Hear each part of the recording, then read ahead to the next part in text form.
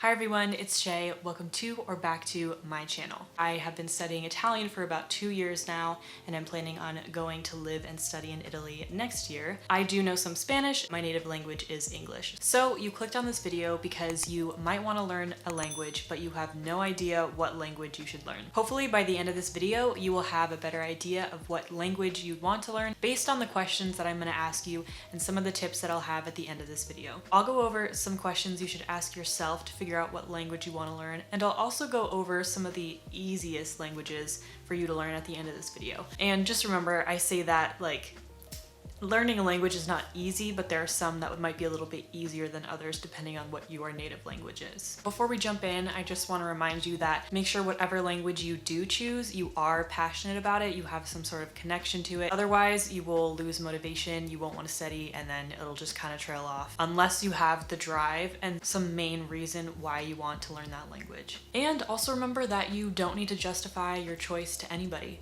People may ask, oh, why are you learning that language? Or that language won't be useful. I've definitely got a lot of comments about learning Italian, people telling me, oh, it won't be useful. I even had someone comment and tell me, why would you learn Italian? It's a dying language. I don't know if they know the whole country of Italy exists. So once you finally do decide, you might have some people who are just gonna be like that. You don't have to choose a language for someone else. Make sure you do it for you. And if someone makes comments about it, at least you're learning a new language, and that's pretty cool. All right, so enough of that. Let's dive in. I'm going to ask you a few questions, and hopefully by the end of this video, you have an idea of what language you want to learn. Question number one is, do you have any family members that speak a certain language? A lot of times people have family members, grandparents, aunts, uncles in their family that speak another language. And maybe your side of the family or your parents didn't get that language passed down to them, but maybe you're still really interested in learning that language so that way you can communicate better with some of your other family members. And also it's interesting because, you know, if that heritage is in your blood, if that language is in your heritage, it could be also interesting to pick it up and reconnect with where you're from. So for example, for me, my mom's side of the family is very Italian, and I actually still have some family members in Italy, apparently, that I have never met, and they're in a very, very small town in Italy, and if I ever did want to meet them, which would be awesome, they probably don't speak that much English, so it's cool that I could potentially talk with them once I go to Italy and learn some more Italian. My first tip is to just explore your heritage. That's a good place to start off. If you feel really connected to it and you want to become more connected, a good way to do that is to learn the language and really just connect with your roots. A lot of Americans especially are really interested in knowing where their family is from, and a lot of us obviously, once our ancestors immigrated to the US, a lot of them lost the language because they just decided to start speaking English and begin their life in the US, which is unfortunate because a lot of us didn't get those languages passed down to us. It's a really cool way to bring that back into your life and your future family. Question number two has to do more with where you see yourself in the future. Can you envision yourself living in another country? Maybe unrelated to languages, you've just been somewhere and you absolutely loved the country. Maybe you loved the setup of the city, you loved the people, you found the energy to be really great.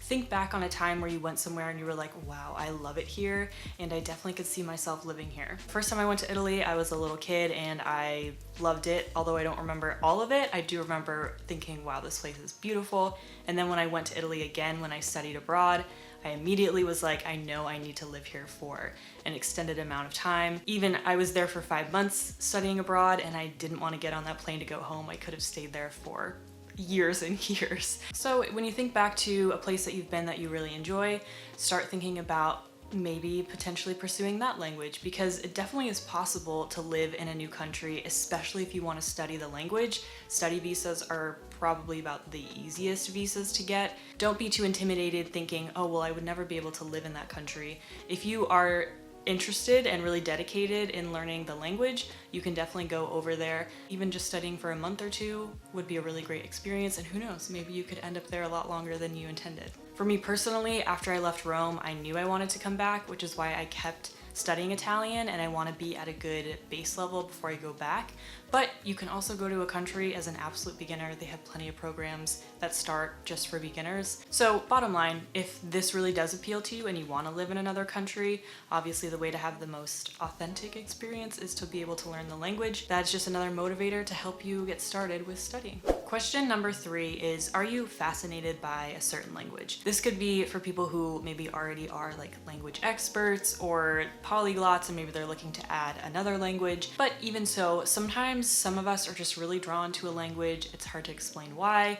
Maybe you like the sound of it, or you think the grammar structure is really interesting, or maybe it's just like a really good challenge for you. I personally just love the way Italian sounds. That's like a huge thing for me. Just the language I think is so beautiful. I also really just love the way it feels to speak the language. That's something that's a really cool aspect for me as well. Whenever I hear it spoken or I'm watching a TV show or a movie and I hear Italian, it remotivates me to start studying again if I haven't been, because I have this big motivation and this really deep passion to be able to be fluent one day and to speak like that. You know, I'm not saying you should choose a language just on how it sounds. You obviously should have another motivator that's bigger than that, but it definitely could help point you in a direction if you find that you like the sounds of a language. And also, you know, if you enjoy the way it feels to speak it. Question number 4 is, are you fascinated by another culture? So instead of focusing so much on the language itself, maybe think about what kind of cultures are really interesting to you. So for example, for me, I was really interested in Greek and Roman mythology when I was younger. I don't know why, I just loved reading those myths. I thought it was so interesting learning about the gods and the goddesses and those little stories. And I also loved learning about just the history of Italy, the Roman Empire. All of that stuff was just so fascinating to me. So if you're interested in maybe the history of a country, that's something to explore as well.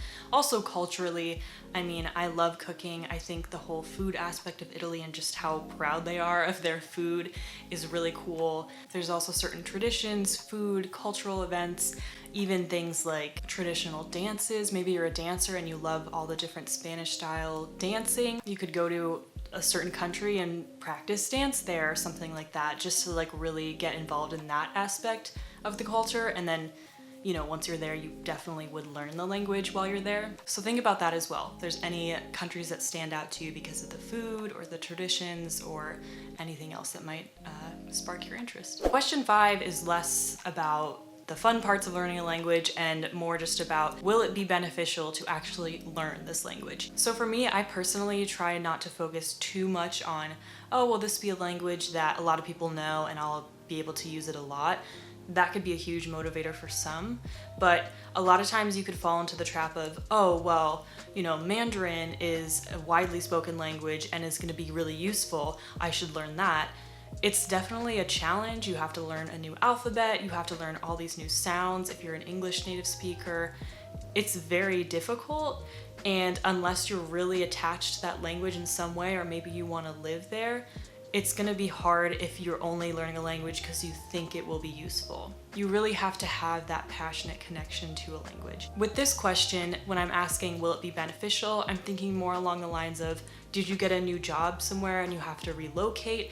In which case you should learn the language of the new country you're going to. Maybe you're in a serious relationship with someone who speaks another language and you want to be able to communicate with them in their native language. That's also a really good motivator. And will it be useful for you in the long run in your career, relationships, anything you want to do in your future? Those are the kind of questions you should ask yourself when it comes to, will it be beneficial?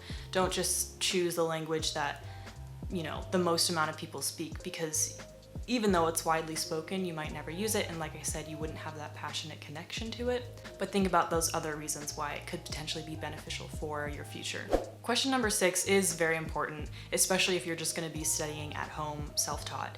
Are there enough resources for this language? A lot of us are learning languages at home, and therefore we rely heavily on what's available to us online. So if you're learning a more obscure language, it's going to be a little bit hard to actually have enough resources to fully learn the language and get to the level you want. If you're choosing a language like a very common Romance language, Italian, French, Spanish, Portuguese, or even other languages like German, Dutch, Japanese, Mandarin, Korean, those are still really big languages that will have plenty of resources, and you don't have to worry about not having enough books or exercises or video content to be able to learn. Whereas some of the smaller languages, while it could be very interesting, you might struggle a little bit with actually being able to find resources to help you learn. You know, don't let that stop you. If you really are passionate about learning a language that maybe is from a small country, Like I said, you could always travel there to immerse yourself and learn it that way.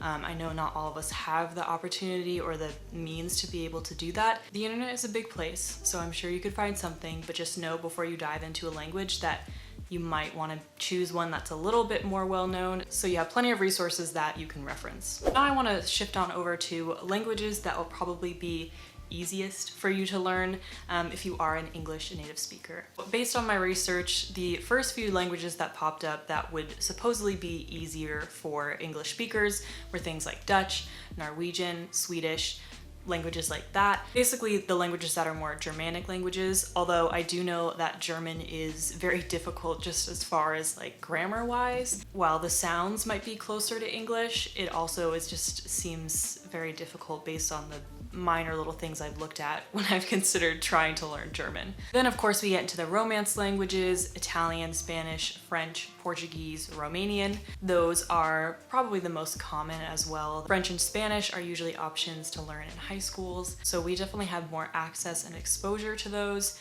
So the Romance languages will be very helpful because if you learn one, you definitely can kind of piece together another. I know learning Spanish really helped with my Italian. Things like Mandarin, Korean, Japanese, Russian, all very cool languages. Just keep in mind you would have to learn a new alphabet, which I've never done, so I can't really speak to that and what that process is like. It's just another added element to keep in mind of learning an entirely new alphabet. But again, don't let that stop you if you really are passionate about learning one of those languages. But with this all being said, definitely don't choose a language just because you think it will be easy.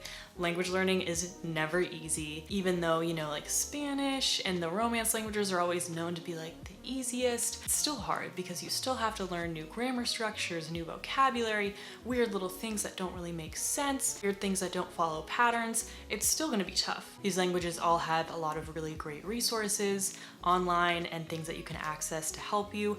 And also a lot of these countries do have really great programs where you can go over and study and really learn the language. As I mentioned in the beginning, a lot of people told me, oh, Italian won't be useful. People always focus on whether a language will be useful or not, and they don't focus enough on if it's enjoyable for you to learn. I think learning Italian has been a very enjoyable process for me, so just think about that as well. Will you enjoy learning and challenging yourself? Some people learn languages just because they really enjoy the challenge, and learning a new language is very good for you and your brain. You don't have to go, a lot of people told me like, oh, unless you live in Italy, it won't be beneficial. I've met plenty of people here in LA that I hear speaking Italian all the time. Whenever I go to the beach, I always somehow end up next to some Italian family, and I'm like, how does this keep happening? People are speaking languages from all over the world. You definitely will meet other people who are bilingual, trilingual, just multilingual in general. And there's always ways to connect with native speakers now with the internet and these different language learning apps. It's very cool and you have access to a lot more than before. I personally know that I'm gonna go live in Italy, and I will have a very exciting update on that soon because I am locking down where I'm going and the program that I'm gonna do. So I will update you all in another video on that. But even if you don't plan right now on going to another country, maybe once you start learning the language you will, and just know that it's always an option there for you. Bottom line, when you're choosing a language, just make sure that you have the passion, you have some sort of connection to it, and you really have a good why of why you want to learn this language, because motivation comes and goes. There are some days or even weeks that go by where I'm just like really not into studying Italian, but then I will find my motivation. I'll think about when I get to live in Italy, and that makes me super excited again. So just having something to reignite that fire when you're starting to dwindle off and not wanting to study is really key and important.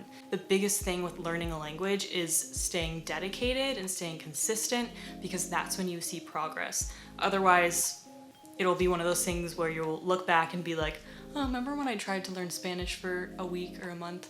And then it's just gone. My tip is make sure you're excited about whatever language you choose. Bonus points if you're also excited about the actual culture of the country and maybe some traditions you can incorporate, maybe some food you can try cooking on your studying adventures. And once you decide on a language, definitely let me know down in the comments what you're excited to study. And also check out my other videos, because I have a lot of videos about studying Italian, but plenty of my videos can also be used for tips learning any language, so it's not just Italian on this channel. Yeah, make sure to leave some tips for others in the comments below if you're studying a new language, or connect with each other if you're learning the same language. If you found this video helpful, make sure to like and subscribe for more content, and I hope to see you tuning in to some of my future videos. Bye! See you soon!